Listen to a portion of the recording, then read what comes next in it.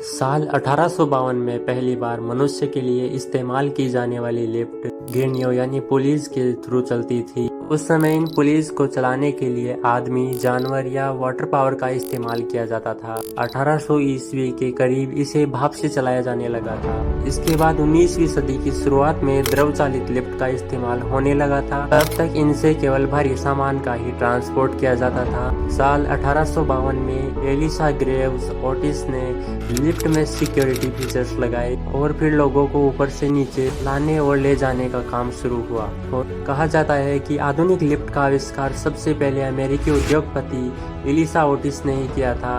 अब ओटिस नाम की कंपनी दुनिया की सबसे बड़ी लिफ्ट निर्माता और असेंबलिंग कंपनी है। सबसे पहली बार लोगों के लिए लिफ्ट 1857 में न्यूयॉर्क के हाउड डिपार्टमेंटल स्टोर में शुरू की गई। यह लिफ्ट 1 मिनट से भी कम टाइम में 5 मंजिल तक पहुंचा देती थी। इसके बाद इस लिफ्ट में 3 दशकों तक संशोधन होते रहे और सबसे अहम बदलाव साल 1889 में लिफ्ट में पुश बटन का यूज करके किया गया।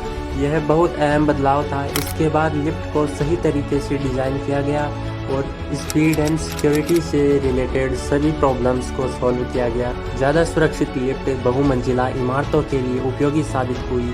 साल 1950 तक ये ऑटोमेटिक हो चुकी थी। इस तरह धीरे धीरे लिफ्ट की बनावट चेंज होती गई और आज इसके बिना किसी ऊंची बिल्डिंग तक पहुंचने की कल्पना भी नहीं की जा सकती।